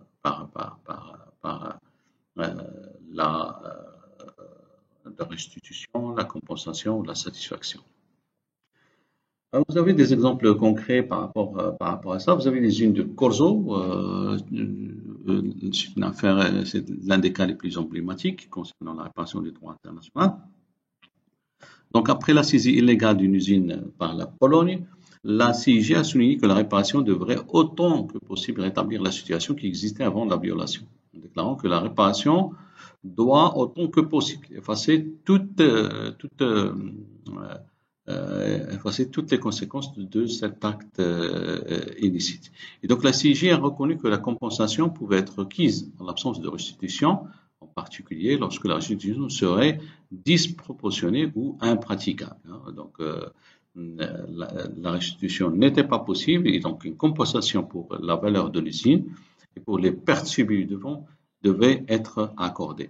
Vous avez aussi le projet de Gabčíkovo Nagymaros, et ce cas concerne la reconstruction d'un barrage sur le Danube qui a suscité un différend entre la Hongrie et la Tchécoslovaquie, puis la Slovaquie après la dissolution de la Tchécoslovaquie. Et la CIG a reconnu que bien que la restitution, c'est-à-dire le démantèlement des travaux soit une forme de réparation possible, elle devait être écartée si elle s'avérait disproportionnée par rapport aux effets négatifs qu'elle pourrait entraîner. Et la Cour a alors recommandé que les parties négocient une solution équitable qui pourrait inclure une compensation pour l'ensemble des dommages causés. Alors, par ailleurs, il y a les normes impératives, les crimes internationaux, qui représentent des concepts centraux en droit international contemporain, qui suscitent un petit peu des débats complexes, parfois controversés. Vous avez les normes impératives ou jus cogens sont des principes fondamentaux de droit international qui ne peuvent être dérogés par aucun État.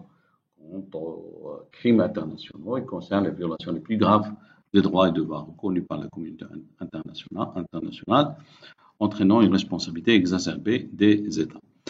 Vous avez les normes impératives et cogens qui sont définies comme des principes du droit international reconnus comme étant d'une importance fondamentale et absolue auquel aucune dérogation n'est permise. Ces normes sont universellement acceptées, protégées en raison de leur caractère essentiel pour la protection des valeurs fondamentales de la communauté internationale et incluent un petit peu des interdictions telles que l'esclavage, la torture, le génocide, les crimes contre l'humanité, l'agression et la piraterie. Et la reconnaissance de ces normes a été consolidée par divers instruments internationaux, dont la Convention de Vienne sur le droit des traités en 1969, qui stipule que dans l'article 53 qu'un traité est nul s'il est en conflit avec une norme impérative du droit international. La responsabilité des États pour les crimes internationaux, c'est un sujet particulièrement complexe et sensible en droit international, et les crimes internationaux se distinguent des violations ordinaires du droit international par leur gravité et par le fait qu'ils sont souvent associés à des violations des normes jus cogens, c'est-à-dire des normes impératives. Et ces crimes incluent le génocide, comme on l'a dit, des crimes contre l'humanité, etc. Et ces crimes entraînent des conséquences particulièrement sévères pour les États responsables. Et la question de la responsabilité des États pour ces crimes a longtemps été débattue au sein de la communauté internationale, et certains juristes ont soutenu que la reconnaissance des crimes internationaux d'État pourrait affaiblir les fondements du droit international, en particulier en raison de la difficulté d'établir la culpabilité collective d'un État pour des actes souvent commis par des individus spécifiques. Alors, la Commission du droit international joue un rôle dans le développement et la clarification des règles concernant la responsabilité des États pour les crimes internationaux. Initialement, la CDI a exploré l'idée de codifier la responsabilité des États pour les crimes internationaux en tant que catégorie distincte de responsabilité. Cependant, cette approche a suscité des controverses, notamment sur la définition précise de ce qui est un crime international d'État et sur la question de savoir comment de telles violations devraient être sanctionnées. Face à ces défis, donc la CDI, qu'est-ce qu'elle a fait? Elle a progressivement révisé son approche. Plutôt que de se concentrer exclusivement sur la notion des crimes internationaux, la CDI a opté une approche plus nuancée, mettant l'accent sur les conséquences spécifiques des violations des obligations erga omnes et des normes jus cogens. Et donc, les obligations erga omnes qui sont intrinsèquement liées aux normes impératives sont des obligations que les États doivent à l'ensemble de la communauté internationale. Par exemple, l'interdiction du génocide est une obligation erga omnes, ce qui signifie que toute violation de cette interdiction engage la responsabilité de l'État vis-à-vis de tous les autres États. Dans ces travaux, la CDI souligne aussi que les violations graves des droits, des obligations erga omnes et des normes jus cogens entraînent des conséquences spéciales. Et ces conséquences peuvent inclure non seulement réparation, mais aussi des sanctions collectives et des mesures coercitives imposées par la communauté internationale. Par exemple, l'apartheid en Afrique du Sud a été reconnu comme une violation grave des normes jus cogens, justifiant des sanctions internationales étendues et une condamnation universelle. Et la CEDI a également affirmé que les États tiers ont non seulement le droit, mais aussi l'obligation de ne pas reconnaître comme licite, les situations créées par ces violations et de ne pas prêter aide ou assistance pour maintenir la situation illicite. Un aspect très important des normes jus cogens et des obligations erga omnes, c'est l'obligation de coopération imposée à tous les États pour prévenir et remédier aux violations graves. Et cette obligation de coopération est particulièrement importante dans le contexte des crimes internationaux, car elle renforce deux principes selon lesquels ces violations concernent la communauté internationale dans son ensemble. Par exemple, dans le cadre de lutte contre le génocide, les États ont l'obligation non seulement de s'abstenir de soumettre de commettre des actes de génocide, mais aussi de coopérer pour prévenir cette commission, poursuivre les responsables et apporter une assistance aux victimes. Un autre concept fondamental au droit international qui permet à l'État de défendre les droits et intérêts de ses responsables ressortissants lorsqu'ils subissent un préjudice causé par notre État, cette notion repose sur l'idée que l'État, en tant que représentant de ses citoyens, peut intervenir au niveau international pour réclamer justice ou réparation au nom de ses ressortissants. Et c'est la protection diplomatique. Euh, Toutefois, pour qu'un État puisse exercer la protection diplomatique, il doit démontrer un lien de nationalité entre l'individu lésé et lui-même. Et ce lien est important car il justifie un petit peu l'intervention de l'État en tant que protecteur de ses citoyens. Alors, la protection diplomatique, c'est un mécanisme par lequel un État prend en charge la défense des droits de ses nationaux à l'étranger lorsque ceux-ci sont victimes d'un acte illicite commis par un autre État. Ce mécanisme, c'est un pilier du droit international assurant que les ressortissants d'un État puissent voir leurs droits protégés même lorsqu'ils se trouvent sous la juridiction d'un autre État. Et la protection diplomatique repose sur deux principes fondamentaux. D'une part, le droit pour l'État de protéger ses nationaux et d'autre part, l'obligation de l'État étranger de respecter les droits des ressortissants d'autres États sur son territoire. Et en cas de violation de ces droits, l'État du ressortissant peut intervenir pour demander réparation. Toutefois, il est important de noter que la protection diplomatique est discrétionnaire, c'est-à-dire qu'un État n'est pas obligé d'exercer ce droit. Même si les conditions sont réunies, l'État exerce ce droit en fonction de ses propres intérêts et de sa politique extérieure. Alors, pour qu'un État puisse invoquer cette protection diplomatique, il doit prouver que la personne pour laquelle il agit est effectivement l'un de ses ressortissants. Et le lien de nationalité est donc central dans le cadre de la protection diplomatique, puisque ce lien confère à l'État le droit d'agir en justice au nom de son ressortissant contre un autre État. En général, ce lien est déterminé par les lois internes de l'État qui définissent les critères d'acquisition et de perte de la nationalité. Alors, le lien de nationalité ne se limite pas à une simple formalité administrative, ça implique aussi un véritable attachement entre l'individu et l'État, reflétant une relation d'allégeance et de protection réciproque, et ce lien doit exister au moment du préjudice, au moment où la réclamation est introduite. D'autre termes, un individu ne peut pas bénéficier de la protection diplomatique d'un État s'il n'a pas la nationalité de cet État à ces moments critiques. Et donc, le célèbre cas de Notenbaum, notamment jugé par la Cour internationale de justice en 1955, est souvent cité comme illustration des débats complexes qui entourent un petit peu la question du lien véritable de nationalité dans le cadre de la protection diplomatique. Il a impliqué Friedrich Notenbaum, un ressortissant allemand, naturalisé guatémaltèque, qui s'était vu refuser la protection diplomatique par le Guatemala dans un litige avec le Liechtenstein. Et Friedrich Notenbaum, né en Allemagne, avait résidé en Amérique latine pendant de nombreuses années, principalement au Guatemala. Il gérait ses affaires. En 1939, peu avant le déclenchement de la Seconde Guerre mondiale, il a demandé la naturalisation au Liechtenstein et cette naturalisation a été accordée rapidement malgré le fait qu'il n'avait que des liens tenus avec le Liechtenstein. Et pendant la guerre, ses biens au Guatemala ont été confisqués en raison de sa nationalité allemande présumée. Après la guerre, le Liechtenstein a tenté d'exercer la protection diplomatique au nom de Notenbaum contre le Guatemala, demandant la restitution des biens confisqués. Cependant, la CIG a rejeté la réclamation, soutenant que la nationalité liechtensteinoise de Notenbaum ne créait pas un lien suffisant pour justifier l'intervention du Liechtenstein. Et la Cour a considéré que la naturalisation de Notenbaum au Liechtenstein n'était pas basée sur un lien véritable de nationalité, mais plutôt sur une opportunité pour échapper aux conséquences de la guerre. Et la Cour a déclaré que pour qu'un État puisse exercer la protection diplomatique, il doit exister un lien réel et effectif entre l'individu et l'État, et que ce lien doit refléter une relation significative de loyauté et de solidarité entre eux. Alors, ce jugement a eu un impact sur le droit international, bien entendu, soulignant que le lien de nationalité doit être substantiel et non artificiel. Le cas de Notenbaum a non seulement influencé un petit peu la jurisprudence sur la protection diplomatique, mais également conduit à une réflexion plus large sur la nature de la nationalité en droit international,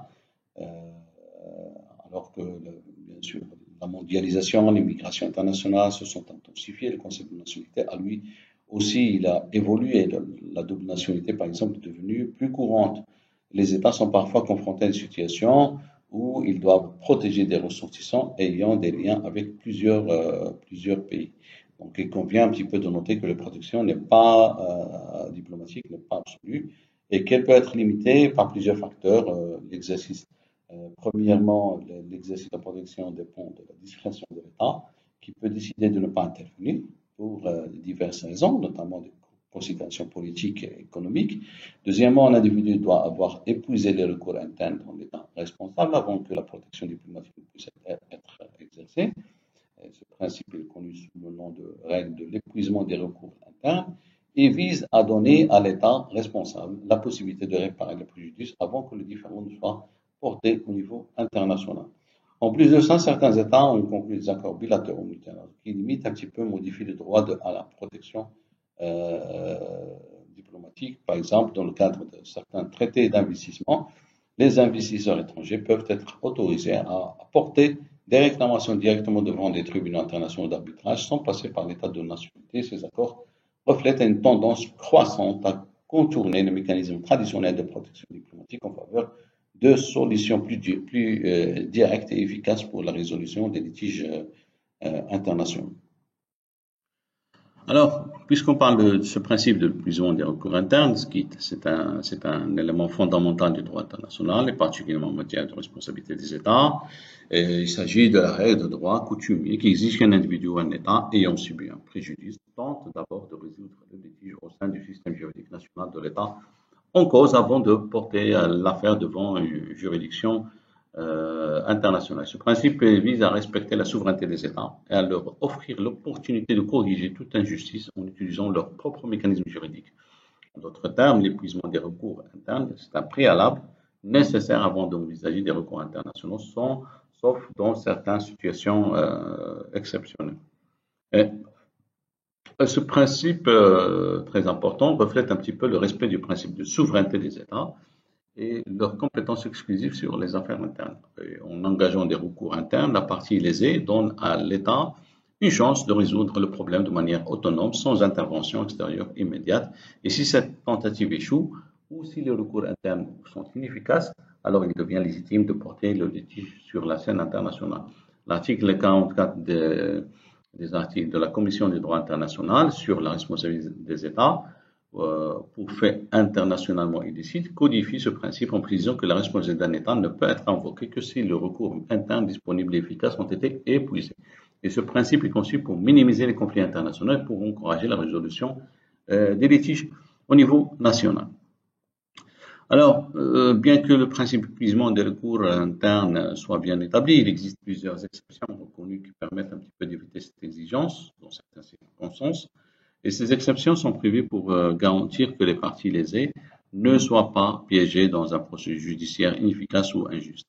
Alors, le premier principe, l'absence de recours locaux disponibles ou efficaces, c'est-à-dire qu'une exception majeure au principe est l'absence de recours locaux disponibles ou efficaces.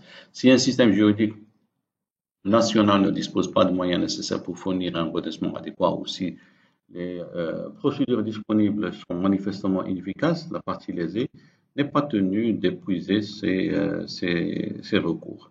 Alors, le délai excessif des procédures, une autre exception très importante, c'est la durée déraisonnable des procédures judiciaires. Donc, si les recours internes sont si longs qu'ils privent effectivement la partie lésée de toute chance réelle de justice, cette durée excessive peut justifier l'abandon de l'exigence d'épuisement des recours internes.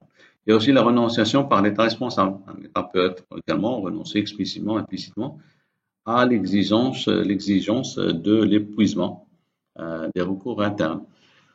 Alors, ici, par rapport à cette question, la jurisprudence internationale il offre son ensemble d'exemples d'application de l'interprétation du principe de l'épuisement des recours internes, dans l'affaire Ambatiellos entre la Grèce et le Royaume-Uni, qui a souligné l'importance de cette exigence. Le tribunal a rejeté la réclamation de la Grèce parce que tout simplement le ressortissant grec concerné n'avait pas pleinement utilisé les recours disponibles en droit anglais. D'autres affaires, comme l'arbitrage des navires finlandais, ont mis la lumière sur le lumière les nuances de ce principe. Dans cette affaire, vous avez le tribunal qui a considéré que l'appel des décisions initiales n'était pas nécessaire car les recours disponibles n'auraient pas changé l'issue du litige en raison de la nature factuelle des conclusions rendues par les tribunaux inférieurs. Et cette affaire démontre que l'exigence d'épuisement des recours n'est pas appliquée de manière rigide, mais qu'elle prend en compte la réalité des recours disponibles et leur impact potentiel. De même, vous avez le célèbre cas d'Interhandel, où la Suisse a tenté de porter une réclamation contre les États-Unis devant la Cour internationale de justice pour la restitution des biens saisis. Toutefois, la Cour a estimé que les recours internes n'avaient pas été épuisés car le litige était encore en cours dans les tribunaux américains. Et ce cas a illustré les défis liés à l'épuisement des recours internes, notamment en ce qui concerne la durée des procédures et l'efficacité un petit peu des recours. Une autre question très importante qui a longtemps été une source de débat intense et de divergence, c'est la question du traitement des étrangers de leurs biens en droit international, reflétant un petit peu les tensions entre les intérêts économiques et politiques des États. Et ce sujet, il a été marqué par des différences idéologiques profondes, notamment entre les États exportateurs de capitaux, principalement situés dans l'Occident industrialisé, et les États importateurs de capitaux, en grande partie situés dans les régions en développement. Et ces différences se sont cristallisées autour de deux concepts principaux, la norme minimale internationale et le principe du traitement national, illustré par la doctrine Calvo. Alors, le concept de la norme minimale internationale a été soutenu principalement par les États occidentaux qui ont cherché à établir des standards universels pour la protection des étrangers et de leurs biens, indépendamment des lois nationales des États où ils résidaient. Et cette norme repose sur l'idée que, quelles que soient les pratiques internes d'un État, il existe un niveau de protection que chaque État doit garantir aux étrangers présents sur son territoire. Et cette norme inclut la protection contre les actes de violence, la privation injustifiée de propriété, l'accès d'une justice équitable. L'un des cas les plus souvent cités pour illustrer la norme minimale internationale est l'affaire NIR. On en a parlé tout à l'heure, qui concernait le meurtre d'un ressortissant américain au Mexique, où la commission d'arbitrage américano-mexicaine a statué que pour qu'un acte contre un étranger constitue une violation de la norme internationale, il devrait être un outrage de la mauvaise foi, une négligence délibérée du devoir ou une insuffisance de l'action gouvernementale si flagrante qu'elle serait reconnue comme telle par tout homme raisonnable et impartial. Et ces définitions établissent un seuil élevé pour prouver une violation, mais elles soulignent également que les États ne peuvent traiter les étrangers d'une manière totalement arbitraire ou injuste sans engager leur responsabilité internationale. Vous avez aussi la doctrine Calvo, face à la pression des puissances occidentales pour imposer une norme minimale internationale. Les États d'Amérique latine ont développé la doctrine Calvo, qui constitue une réponse directe à ce qu'ils percevaient comme une ingérence injustifiée dans leurs affaires internes, formulée par le juriste argentin Carlos Calvo au XIXe siècle. Cette doctrine affirme que les étrangers ne devraient pas bénéficier d'un traitement préférentiel par rapport aux citoyens nationaux et qu'ils ne peuvent demander la protection diplomatique de leur État d'origine pour des réclamations liées à des affaires privées. En d'autres termes, les étrangers doivent se conformer aux lois du pays où ils se trouvent et leurs réclamations doivent être réglées par les tribunaux nationaux sans intervention étrangère. Et la doctrine Calvo repose sur deux principes fondamentaux, l'égalité des ressortissants étrangers et nationaux devant la loi nationale et le principe de non-intervention qui stipule que les États étrangers ne devraient pas intervenir dans les affaires internes d'un autre État sous prétexte de protéger leurs ressortissants. Donc ce principe était particulièrement important pour les États latino-américains qui cherchaient à se protéger contre les interventions des puissances européennes des États-Unis, interventions qui étaient souvent justifiées par la nécessité de protéger les droits des investisseurs étrangers. Alors, la doctrine Calvo a été largement adoptée dans les constitutions et les législations des États d'Amérique latine et elle a également influencé le développement du droit international dans la région. Par exemple, plusieurs traités et accords internationaux signés par les pays latino-américains incluent les clauses Calvo qui obligent un petit peu les investisseurs étrangers à renoncer à la protection diplomatique de leur pays d'origine, à accepter la juridiction des tribunaux locaux. Cependant, cette doctrine a souvent été critiquée par les puissances occidentales qui y voient une tentative de contourner un petit peu les obligations internationales en matière de protection des étrangers. Alors, il y a quand même cette divergence entre normes minimales internationales et doctrine Calvo, qui conduit à de nombreux conflits diplomatiques et juridiques, notamment dans le contexte des nationalisations, des expropriations des biens étrangers par des États en développement. Vous avez la nationalisation massive des industries pétrolières et minières en Amérique latine au XXe siècle, qui ont souvent été justifiées par les gouvernements locaux en invoquant la doctrine Calvo et le droit à la souveraineté économique. Et cependant, ces mesures ont souvent conduit à des réclamations de la part des investisseurs étrangers soutenus par le gouvernement qui invoquait la norme minimale internationale pour exiger des compensations. Et l'un des cas les plus emblématiques de ce conflit est celui de la nationalisation de l'industrie pétrolière par le gouvernement mexicain en 1938, où le gouvernement mexicain expropriait les actifs de compagnies pétrolières étrangères en vertu de la constitution mexicaine qui incluait une clause Calvo. Et les compagnies étrangères ont contesté cette décision, ont demandé l'intervention de leur gouvernement pour obtenir une compensation.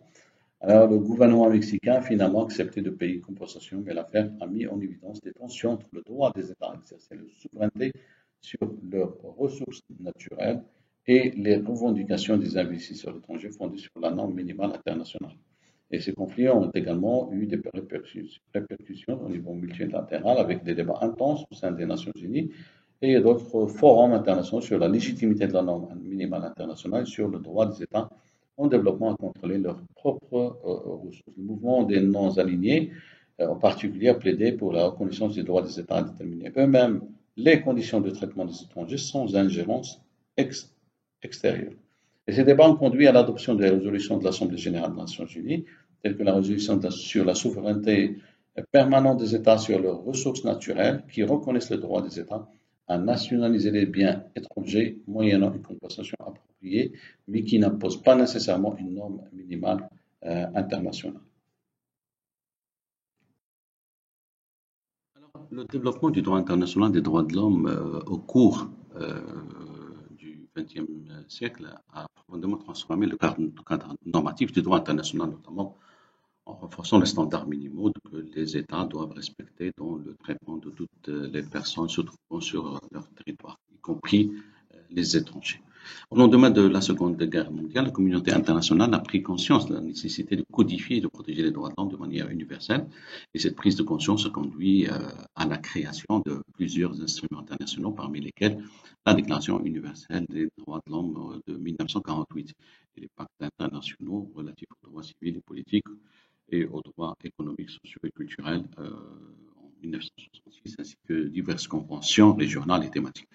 Alors, ces instruments, ils ont radicalement modifié la manière dont les États sont tenus de traiter les individus sur leur territoire en vertu du droit international des droits de l'homme. Les États doivent désormais respecter, protéger et garantir un certain nombre de droits fondamentaux de toutes les personnes sous leur juridiction, qu'il s'agisse de leurs citoyens ou d'étrangers. Et ce cadre normatif, il impose des obligations positives aux États, les contraignant à agir pour protéger les droits des individus et s'abstenir de toute action qui violerait ces droits. L'un des aspects les plus significatifs du droit international des droits de l'homme est son application universelle. Et donc, contrairement à certaines doctrines traditionnelles du droit international, qui faisaient une distinction nette entre nationaux et étrangers, les instruments relatifs aux droits de l'homme s'appliquent à toutes les personnes se trouvant sur le territoire ou sous la juridiction d'un État, sans discrimination fondée sur la nationalité. Alors, par exemple, le pacte international relatif aux droits civils et politiques stipule clairement que les États doivent garantir les droits énoncés dans le pacte à toutes les personnes se trouvant sur leur territoire ou sous leur juridiction, sans distinction aucune, notamment de nationalité. Vous allez trouver aussi la Convention européenne des droits de l'homme qui impose aux États membres de l'Union européenne de protéger les droits de toutes les personnes sous leur juridiction. Cela signifie que les États ne peuvent pas invoquer la nationalité comme une justification pour traiter différemment les étrangers en ce qui concerne les droits fondamentaux. Les droits tels que le droit à la vie, à la liberté, sécurité, des procès équitables, liberté de pensée, de conscience, de religion, ainsi que le droit de ne pas être soumis à la torture ou à des traitements inhumains, dégradants. Tout ça sont garantis à tous, indépendamment de leur citoyenneté. Et donc, toutefois, bien sûr, bien que ces instruments imposent des obligations générales aux États concernant le traitement des individus, il existe des différences inévitables entre les droits et les obligations des nationaux et ceux des étrangers. Et ces différences sont souvent fondées sur des raisons légitimes liées à la souveraineté nationale, à la sécurité, à l'intérêt national, etc. Aussi bien que les États aient le droit, par exemple, d'expulser des étrangers, cette expulsion doit respecter un certain nombre de normes, hein, notamment le droit à un recours effectif, le droit à un traitement équitable et humain, l'interdiction d'expulsion collective, etc. Donc, cet exemple d'expulsion, par exemple, d'étrangers, euh, les États, ils conservent le droit de contrôler l'entrée, le séjour, l'expulsion des étrangers sur leur territoire, bien que ces restrictions doivent être conformes à l'ensemble des obligations internationales euh, des États, en particulier celles découlant du droit international des droits de l'homme. En outre, le droit international des droits de l'homme a également renforcé la protection des groupes vulnérables, tels que les réfugiés, les demandeurs d'asile, les apatrides et les migrants. Donc ces groupes vulnérables bénéficient tout de même d'une protection spécifique en vertu des divers instruments internationaux tels que la Convention relative au statut des réfugiés de 1951, la Convention sur la réduction des cas d'apatride de 1961, la Convention internationale sur la protection des droits de tous les travailleurs migrants et des membres de leur famille de 1990. Et l'ensemble de ces instruments exige des États qu'ils accordent une protection spéciale à ces groupes tenant compte de leur situation particulière.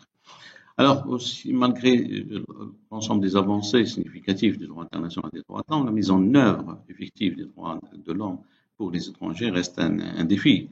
Dans de nombreux contextes, les obstacles tels que la xénophobie, les discriminations systémiques, les politiques restrictives en matière d'immigration, ils continuent un petit peu d'entraver la pleine jouissance des droits de l'homme par les étrangers.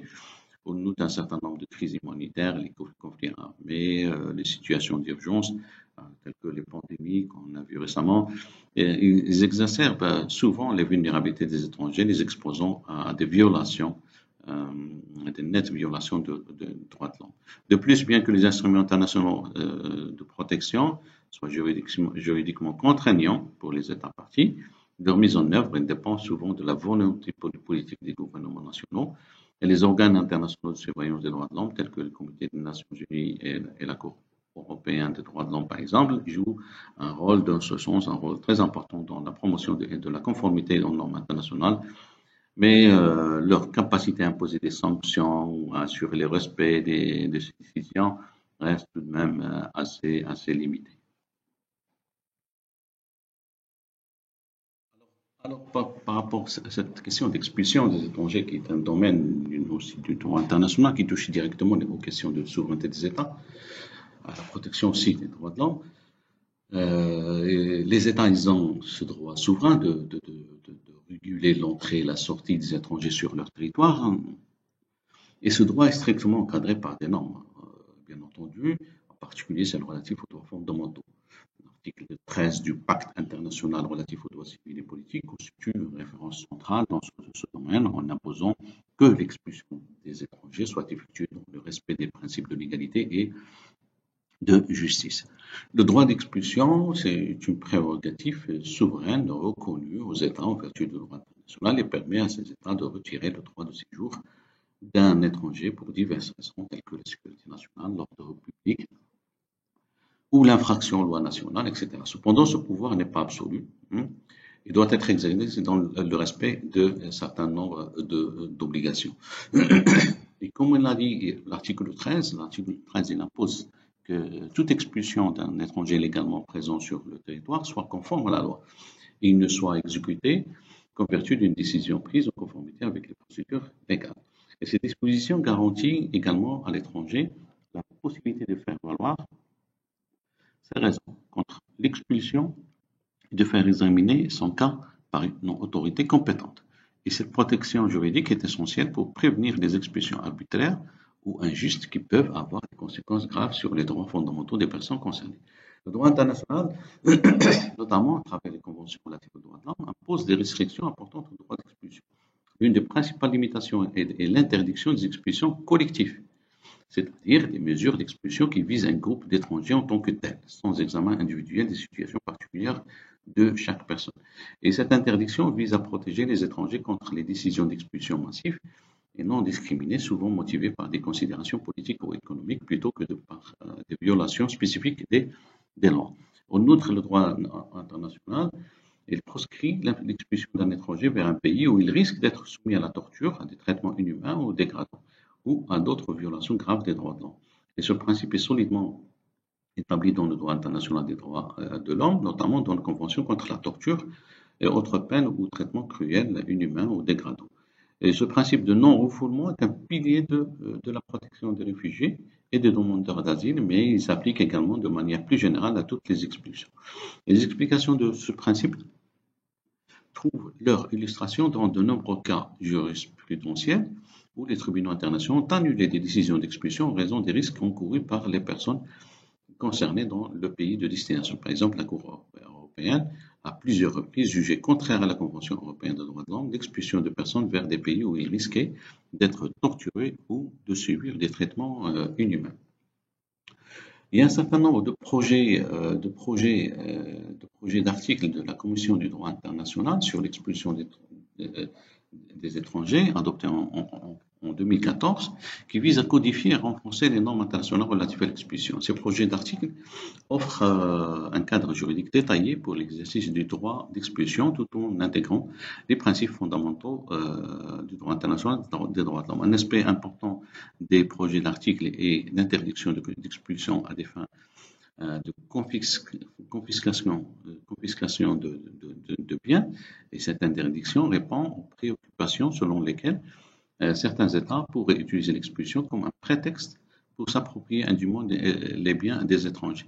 Et les projets d'articles prévoient également des garanties procédurales renforcées pour les personnes menacées d'expulsion, y compris le droit à un recours effectif et le droit à un traitement équitable devant les tribunaux nationaux. Et les projets d'articles abordent également la question de l'expulsion des réfugiés et des apatrides, en insistant sur la nécessité de respecter le principe de non-refoulement et les obligations spécifiques découlant du droit international des réfugiés et des conventions relatives aux apatrides. Et ces dispositions renforcent un petit peu la protection des personnes les plus vulnérables face aux mesures d'expulsion. Alors, la pratique des États en matière d'expulsion varie considérablement selon le contexte national et les motifs invoqués. Toutefois, l'application des normes internationales reste un point central de tension, notamment dans les situations où les considérations de sécurité nationale entrent en conflit avec les obligations de protection des droits de l'homme. Dans de nombreux cas, les États ont cherché à justifier des expulsions au nom de la sécurité nationale ou de la lutte contre le terrorisme, malgré que ces justifications ne peuvent être acceptées que si elles sont conformes aux obligations internationales, notamment ce qui concerne le respect des droits de la défense, la prohibition de l'expulsion vers les pays où l'individu risque des persécutions ou des traitements inhumains. Les expulsions collectives, par exemple, ont été souvent critiquées par des organisations internationales de défense des droits de l'homme, puisqu'elles ne respectent aucune exigence, particulièrement aux exigences d'un examen individuel et approfondi des situations des personnes concernées. Des cas d'expulsion massive en période de crise migratoire ont soulevé des questions sur la conformité de ces pratiques avec le droit international, en particulier lorsque les expulsions ont été menées de manière précipitée, sans garantie procédurale adéquate. Un autre point assez important, c'est une question très importante dans le droit international, c'est la protection des biens étrangers, des investissements particuliers, particulièrement à la lumière des tensions fréquentes entre les droits souverains des États et les intérêts des investissements étrangers. Alors que les États ont le droit d'exproprier des biens sur leur territoire pour des raisons d'utilité publique, cette prérogative est strictement encadrée par les principes du droit international qui imposent des conditions de légitimité, de non-discrimination, de compensation adéquate. Et l'expropriation, qui est la prise de propriété privée par l'État, est reconnue comme une mesure légitime dans le droit international, à condition qu'elle soit effectuée pour des raisons d'utilité publique, qu'elle ne soit pas discriminatoire et qu'elle soit accompagnée d'une compensation appropriée et effective. Et cette compensation doit être adéquate, prompte et effective, et selon la formule largement acceptée, en particulier dans les contextes bilatéraux où de nombreux accords d'investissement bilatéraux stipulent ces conditions. La légitimité de l'expropriation est intimement liée au respect de ces trois conditions. D'abord, l'expropriation doit poursuivre un objectif d'utilité publique. La notion publique est interprétée de manière large, couvrant des motifs aussi divers que la réforme agraire, le développement économique, sécurité nationale, etc. Et cependant, l'utilisation d'expressions à des fins purement arbitraires ou pour des raisons de discrimination contre les étrangers est strictement interdite. Ensuite, il y a l'expropriation ne doit pas être discriminatoire. Cela signifie que les étrangers ne doivent pas être traités différemment des nationaux dans des situations comparables. Par exemple, si un État décide de nationaliser une industrie entière, il ne peut cibler les investisseurs étrangers pour une expropriation tout en épargnant les nationaux. Toute mesure discriminatoire contre des étrangers pourrait être contestée devant les tribunaux internationaux ou dans le cadre d'arbitrage d'investissement. Enfin, bien entendu, la compensation doit être adéquate, c'est-à-dire qu'elle doit refléter la valeur réelle du bien au moment de l'expropriation. Elle doit être prompte, ce qui implique un paiement rapide et effectif, ce qui signifie que l'investisseur doit pouvoir transférer librement la compensation obtenue hors du pays. Et le respect de ces trois critères est fondamental pour que l'expropriation soit jugée conforme au droit international. Alors, lorsque l'expropriation ne respecte pas ces principes, elle est qualifiée d'illégale. Et l'expropriation illégale est une source majeure de litiges internationaux, souvent résolus par des arbitrages internationaux ou dans le cadre des tribunaux ad hoc créés en vertu pardon. Donc les investisseurs, je disais, les investisseurs lésés par une expropriation illégale peuvent demander réparation, ce qui peut inclure non seulement la restitution des biens, mais aussi des dommages et intérêts substantiels.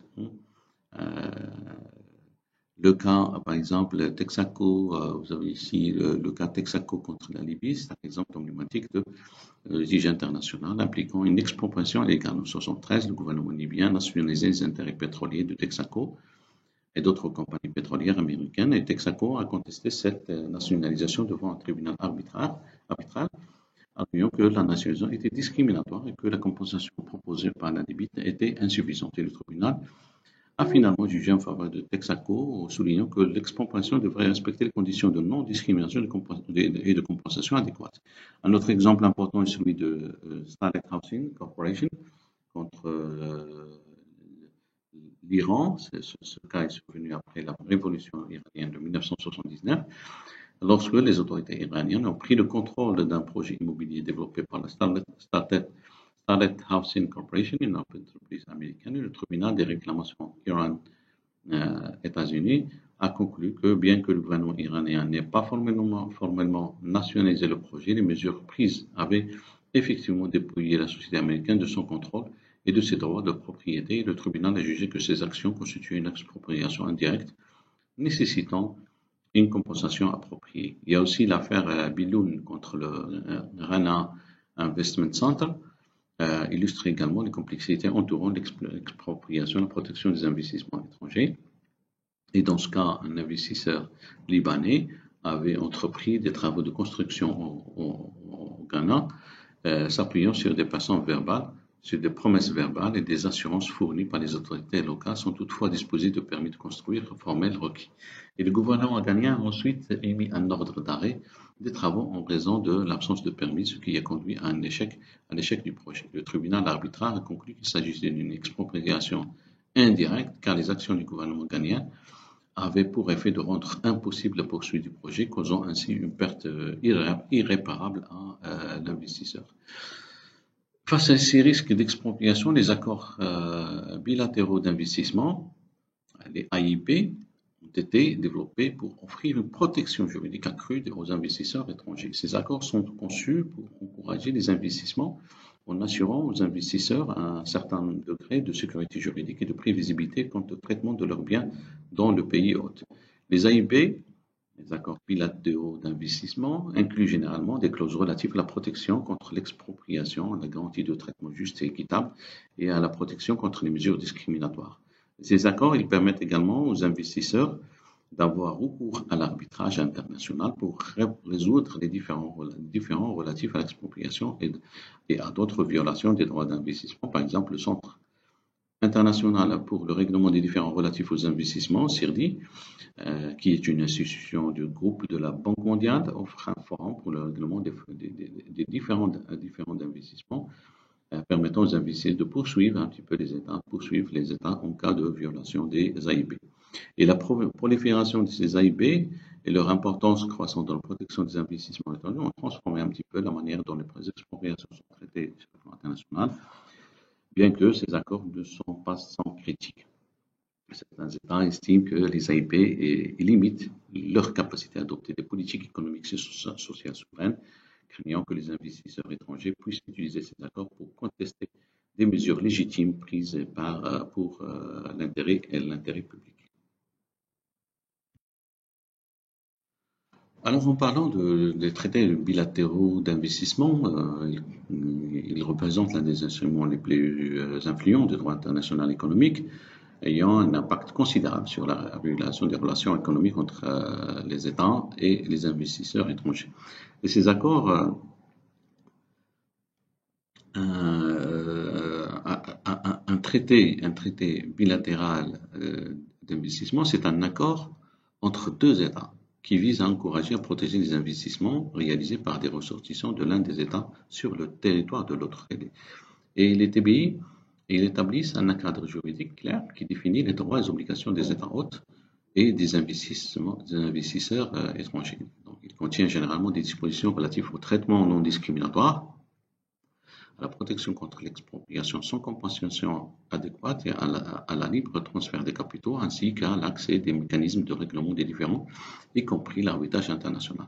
Et ces traités sont particulièrement importants dans le contexte des relations Nord-Sud, où les États développés, souvent exportateurs de capitaux, cherchent à protéger leurs investisseurs contre les risques politiques et économiques dans les pays en développement. Et les pays de l'autre côté cherchent à attirer des investisseurs étrangers directs en offrant des garanties qui renforcent la confiance des investisseurs. L'une des garanties centrales offertes par les TBI, c'est celle du traitement juste et équitable des investisseurs étrangers. Et cette clause oblige l'État hôte à respecter un certain standard minimum de traitement, incluant la protection contre le déni de justice, le traitement arbitraire ou discriminatoire et toute atteinte aux attentes légitimes des investisseurs. Et ce standard est largement interprété par les tribunaux d'arbitrage qui jouent un rôle clé dans la définition des contours du traitement juste et équitable. Et les TBI offrent également une protection significative contre l'expropriation. En vertu des TBI, une expropriation ne peut être légale que si elle est effectuée pour un motif d'intérêt public, de manière non discriminatoire et en respectant une procédure régulière et accompagnée d'une compensation rapide, adéquate et effective. Et cette compensation est généralement calculée sur la base de la valeur de marché des biens expropriés et non sur la valeur comptable, ce qui protège un petit peu les investisseurs contre des évaluations trop faibles de leurs actifs. Il y a aussi une autre disposition clé des TBI et la clause de nation la plus favorisée. Et cette clause stipule que les avantages accordés à des investisseurs d'un autre pays en vertu d'un traité de TBI doivent également être accordés aux investisseurs couverts par le TBI en question. En d'autres termes, si un État accorde à un tiers des avantages plus favorables dans un autre TBI, ces avantages doivent être étendus aux investisseurs du TBI en cours. Et cette clause est conçue pour garantir l'égalité de traitement entre les investisseurs de différents pays, empêchant ainsi un État hôte d'accorder des avantages exclusifs à certains investisseurs tout en discriminant d'autres. Et cependant, cette clause de la nation la plus favorisée a également été source de controverses, en particulier dans le contexte de l'arbitrage international. Les investisseurs ont parfois utilisé cette clause pour importer des droits ou des mécanismes de règlement des différents d'autres TBI, contournant ainsi les limitations et les conditions spécifiques du traité applicable. Et cette pratique a conduit à des débats sur la portée réelle de la clause de NPF, de la nation la plus favorisée, sur la manière dont elle devrait être appliquée. Il y a aussi un aspect fondamental des TBI et le mécanisme de règlement des différends entre investisseurs et États, généralement par le biais de l'arbitrage international. Et ces mécanismes permettent aux investisseurs de porter des réclamations directement contre l'État hôte devant un tribunal arbitral sans avoir à passer par les tribunaux nationaux de cet État. Et donc, cette possibilité est l'une des raisons pour lesquelles les TPI sont si attractifs pour les investisseurs, car elles offrent un moyen indépendant et souvent perçu comme impartial pour résoudre les litiges. L'arbitrage international sous les TPI est généralement mené sous l'égide des centres d'arbitrage bien établis, comme le Centre international pour le règlement des différends relatifs aux investisseurs, CIRDI, ou la Commission des Nations Unies pour le droit commercial international. Les décisions des tribunaux arbitraux sont en principe finales et exécutoires, ce qui renforce un petit peu la sécurité juridique des investisseurs. Il y a aussi, au cours des dernières décennies, la prolifération des TBI et les litiges arbitrés en vertu de tous ces traités ont conduit à une réévaluation critique de leur impact, tant du côté des États que des investisseurs. Plusieurs critiques ont été émises concernant les déséquilibres perçus entre la protection des investisseurs et les droits des États à réguler dans l'intérêt public. En particulier, les États se sont inquiétés de l'érosion de leur souveraineté réglementaire due à des réclamations d'investisseurs contestant des mesures de politique publique comme des expropriations déguisées. Et en réponse à ces préoccupations, plusieurs États ont entrepris de réformer un petit peu leur TBI pour rétablir un meilleur équilibre entre les droits des investisseurs et les intérêts des États. Et ces réformes incluent des dispositions visant à renforcer le droit des États à réguler pour la protection de l'environnement, la santé publique et d'autres intérêts publics essentiels. Et de plus, certaines réformes ont introduit des clauses permettant de rejeter les réclamations abusives ou frivoles dès les premières étapes de l'arbitrage, réduisant ainsi les risques de litiges coûteux est prolongée. Alors, une autre tendance aussi récente est l'inclusion de dispositions spécifiques sur le développement durable et la responsabilité sociale des entreprises dans les nouveaux TPI. Et ces dispositions visent à aligner les investissements internationaux sur les objectifs de développement durable en encourageant les pratiques d'investissement responsables et en garantissant que les entreprises respectent les droits de l'homme et les normes environnementales dans leurs activités. Dans ce contexte, l'Agence multilatérale de garantie des investissements, MIGA, c'est un acteur clé dans le paysage des investissements internationaux, particulièrement en ce qui concerne les investissements dans les pays en développement. Et en tant que membre du groupe de la Banque mondiale, MIGA a pour mission de promouvoir les investissements directs étrangers en offrant une assurance contre les risques politiques. Cette assurance est conçue pour atténuer les craintes des investisseurs face à l'incertitude politique et d'autres risques non commerciaux qui pourraient compromettre la viabilité de leur projet d'investissement. L'AMIGA a été créée en 1988 à la suite d'une discussion internationale sur la nécessité d'un mécanisme pour protéger les investisseurs contre les risques politiques, particulièrement dans les pays en développement, où ces risques sont perçus comme plus élevés. Et l'idée était de compléter un petit peu les efforts de la Banque mondiale en matière de développement en attirant des capitaux privés vers des projets qui soutiennent le développement économique et social, mais qui pourraient ne pas se concrétiser en raison de la perception de risque politique élevé. Et la création de l'AMIGA répondait à ce besoin croissant de renforcer les flux d'investissement dans des régions du monde où les risques politiques dissuadaient les investisseurs. Et à cette époque, les pays en développement étaient confrontés à des défis économiques importants. Et les IDE étaient considérés comme une source essentielle de financement pour stimuler la croissance économique, créer des emplois et améliorer un petit peu les infrastructures. Cependant, les investisseurs étrangers étaient souvent réticents à s'engager dans ces régions en raison de l'instabilité politique, des risques d'expropriation et des troubles civils. Et donc l'AMIGA est donc apparu comme une solution pour atténuer ces risques et encourager les investisseurs étrangers en offrant des garanties contre les risques non commerciaux. Alors l'AMIGA fonctionne en offrant des garanties d'assurance qui protègent les investisseurs contre un certain nombre de risques politiques, y compris l'expropriation, premièrement. Deuxièmement, les restrictions de transfert, c'est-à-dire les investisseurs sont protégés contre les pertes causées par des restrictions sur la conversion ou le transfert de devises à l'étrangère. La rupture de contrat offre aussi une couverture. L'AMIGA offre une couverture lorsque le gouvernement ou les entités ne respectent pas leurs obligations contractuelles envers les investisseurs, en particulier si le système judiciaire local est incapable ou non disposés à faire respecter ces obligations, et les troubles civils, les émeutes et les actes de guerre, etc. Et donc, l'AMIGA joue un rôle très important en renforçant la confiance des investisseurs dans les marchés, principalement des pays en développement, et ce qui est essentiel pour un petit peu globalement le développement économique, que ce soit de ces pays. Et en offrant ces garanties, principalement contre les risques politiques, l'AMIGA réduit le coût perçu du risque pour les investisseurs, ce qui peut rendre le projet d'investissement plus attractif et viable financièrement. En plus, l'AMIGA aide à attirer des investissements dans des régions euh, qui autrement ne recevraient peut-être pas de capitaux étrangers en raison de leur instabilité politique ou économique. Et depuis sa création, l'AMIGA a soutenu de nombreux projets dans le monde entier en facilitant un petit peu des milliards de dollars d'investissement dans des pays en développement et son impact est visible dans des secteurs variés allant des infrastructures énergétiques aux services financiers en passant par l'agriculture et l'industrie manufacturière. L'AMIGA elle est jouée quand même principalement par exemple dans des projets très importants dans le financement d'un certain nombre de projets d'infrastructures énergétiques en Afrique subsaharienne où les risques politiques étaient souvent perçus comme trop élevés. Et malgré ces contributions très positives, l'AMIGA fait face à plusieurs défis. Tout d'abord, son impact est limité sur la capacité des pays hôtes à respecter leurs engagements internationaux.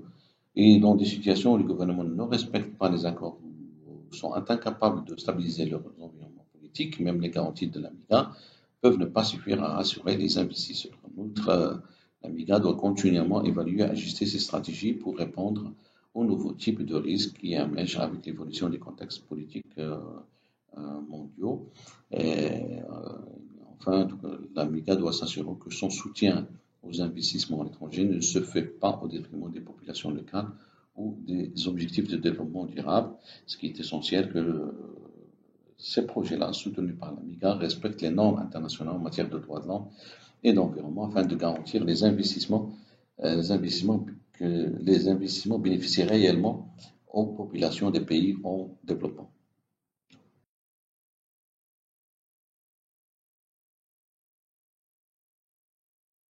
Alors, un dernier point auquel je voulais attirer votre attention dans cette vidéo, avant de conclure, c'est l'évolution rapide de la technologie et l'expansion des cyberactivités.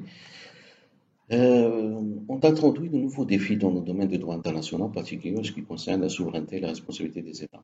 Et les activités cybernétiques transcendent souvent les frontières nationales, créant un environnement où les actes illicites peuvent être perpétrés à distance de manière anonyme. Et cette nouvelle réalité soulève des questions complexes sur la manière dont les principes traditionnels de la responsabilité des États s'appliquent dans le cyberespace. Et selon le droit international traditionnel, un État est responsable des actes illicites qui lui sont imputables. Cela inclut des actions menées par ses agents ou par des entités agissant sous son contrôle.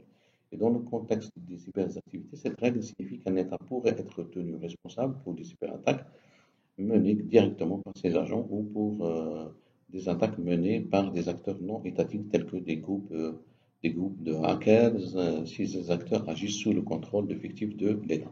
Cependant, cybersécurité pose des défis uniques à cette application du droit international et les caractéristiques propres du cyberespace telles que l'anonymat des acteurs, la difficulté à retracer l'origine d'une attaque et la rapidité avec laquelle les attaques peuvent être menées complique considérablement l'attribution des actes illicites à un État particulier. Et cette complexité rend difficile l'application des normes traditionnelles de responsabilité des États qui reposent sur la preuve claire de l'implication d'un État dans des actions illicites. L'attribution dans le cyberespace, c'est-à-dire la capacité à identifier avec précision l'auteur d'une cyberattaque, est l'un des plus grands défis pour la communauté internationale.